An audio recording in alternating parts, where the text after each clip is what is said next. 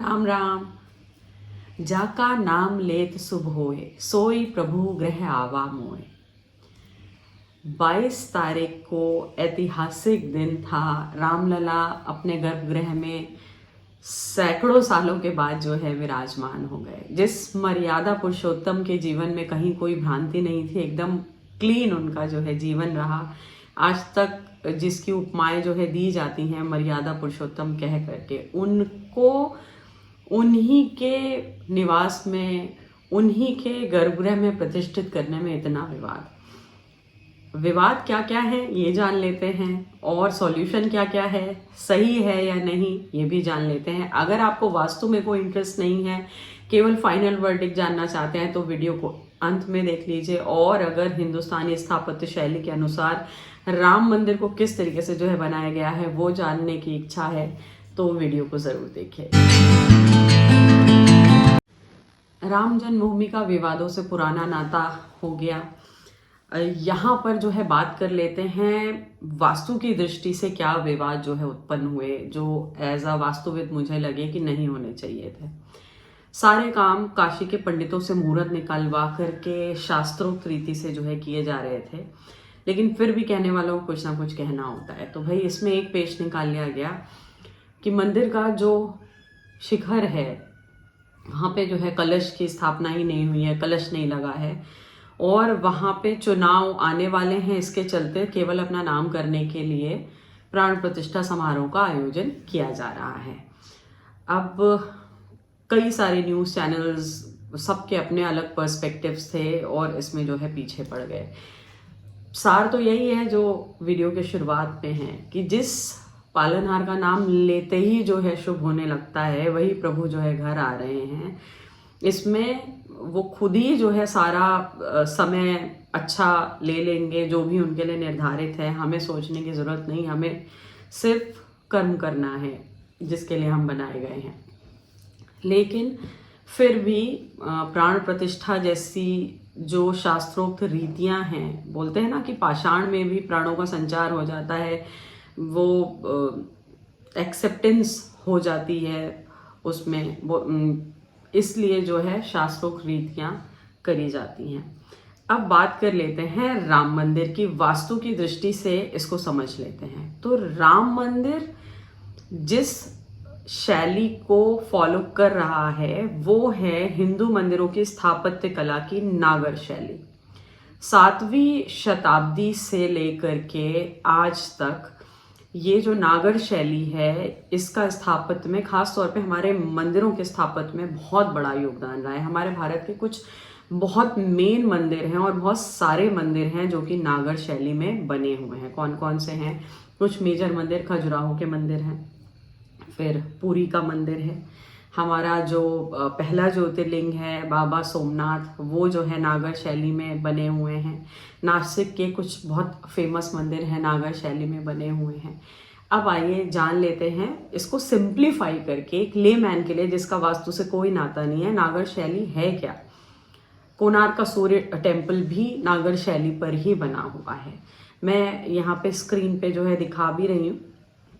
नागर शैली में क्या है कि चौकोर टुकड़ा भूमि का, जिस भी एरिया पे मेन मंदिर का मंडप हम स्थापित करने जा रहे हैं वो चौकोर हो या आयताकार हो, मोस्टली चौकोर जो है होता है।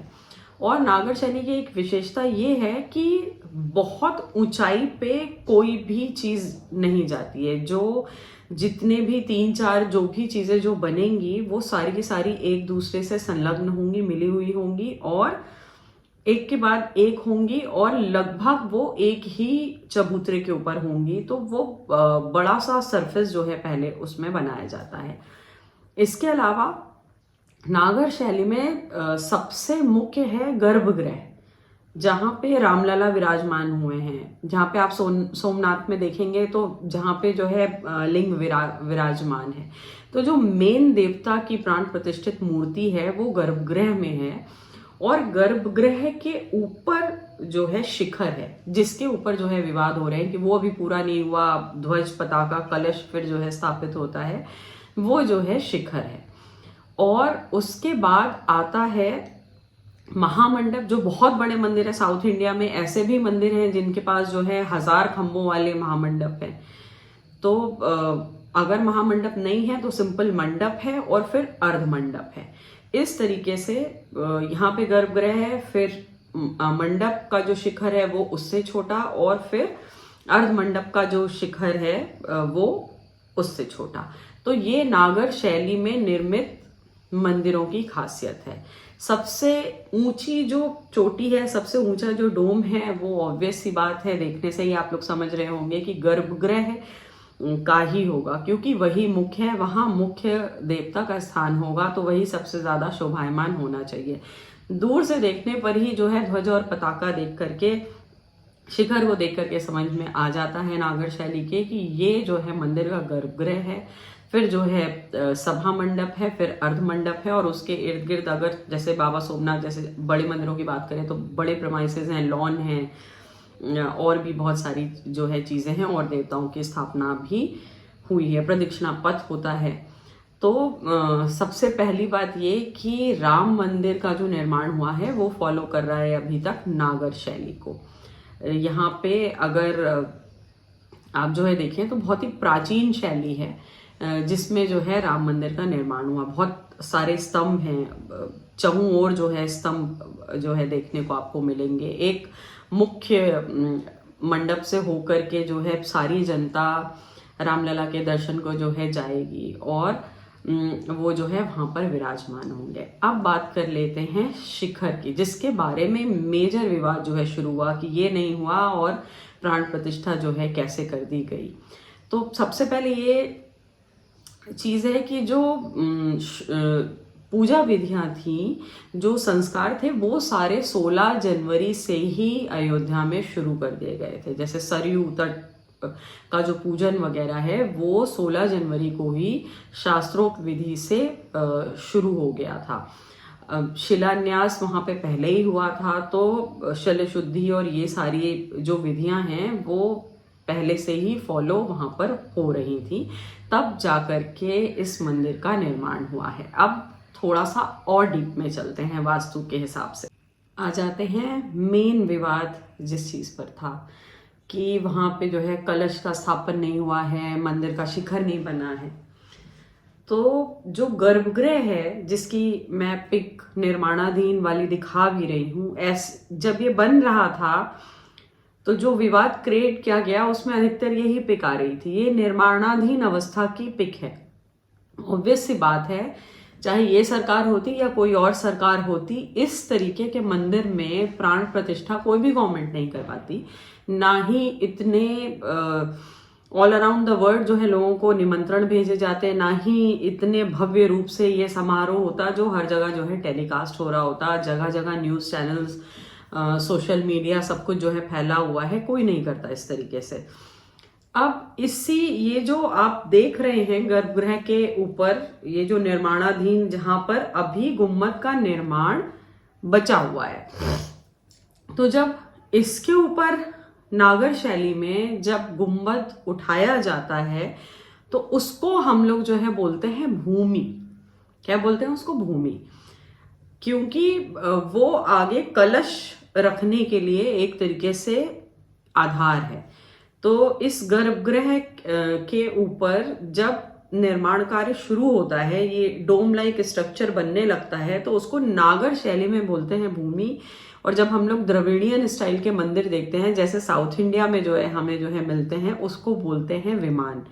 तो अब आप उसको भूमि बोलिए या आप उसको विमान बोलिए, वो एक्चुअली कलश रखने के लिए, गोपुरम के लिए ही आधार है। हवा में तो कलश रखा नहीं जाएगा, उसका जो आधार है वो यही है। अगर हम साउथ इंडियन मंदिर देख रहे हैं द्रविड़ियन शैली में, तो वो विमान है, और यहाँ पे नागर शैली का टेम्पल है तो ये भूमि है। और उसके ऊपर ही आमल की स्थित होगा, जिसके ऊपर जो है कलश रखा जाएगा और पताका होगी।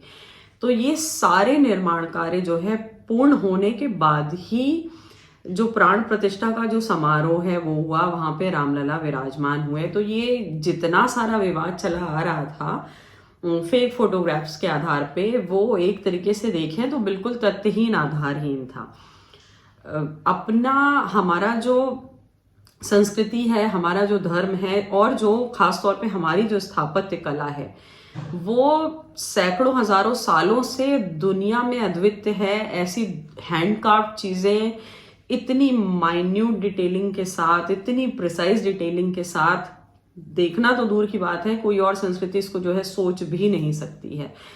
तो पहले जो है अपनी जो हेरिटेज है उसके बारे में जो है जान लें। और ये वीडियो मैंने बनाया ही इसीलिए है कि हम अपने में ही इतनी भ्रांतियां जो है क्रिएट कर देते हैं कि आम आदमी को पता ही नहीं है, तो कंफ्यूज्ड हो जाते हैं कि अच्छा ऐसा हो रहा है, अच्छा ऐसा हो रहा है, अच्छा ऐसा हो रहा है।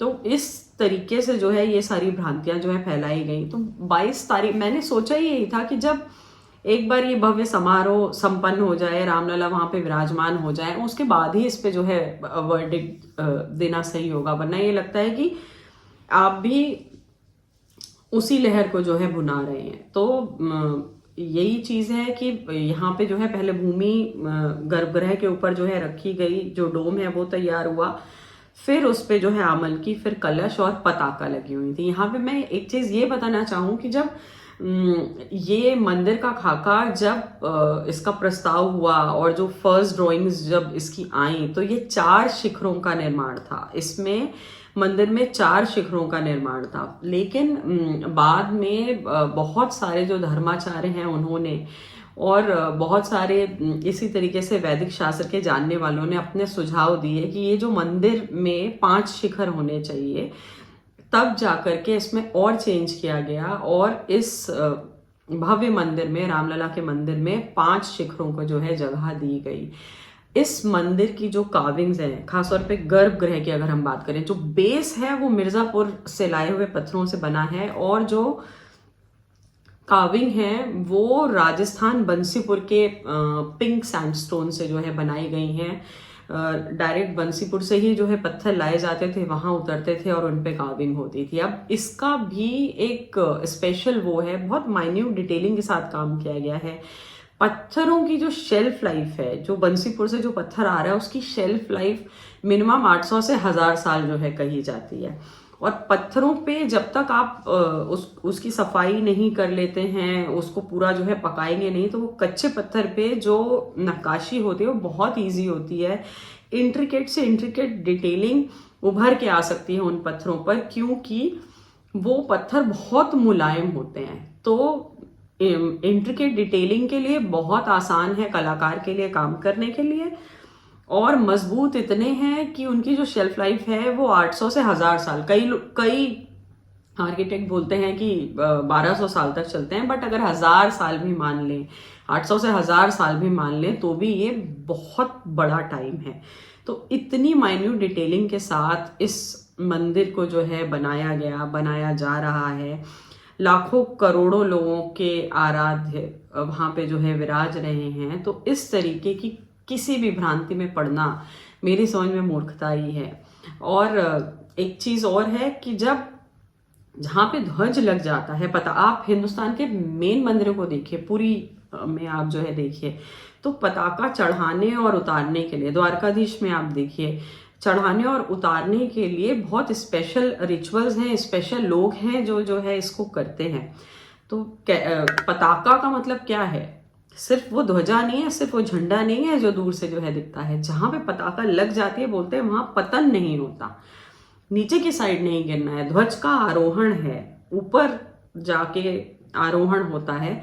तो जहां पताका लग जाते हैं उसका पतन नहीं होता। और 22 तारीख को भी आप जो है इस सेरेमनी में देखिए, सब जगह जो है पताकाएं लहरा रही हैं। तो इस तरीके की भ्रांति को क्रिएट करना, ये अपने आप में मतलब चुनाव के लिए हो या कैसे भी हो, ये सिर्फ भ्रांति क्रिएट करना है। तो इस प्रकार की भ्रांतियों में ना आए।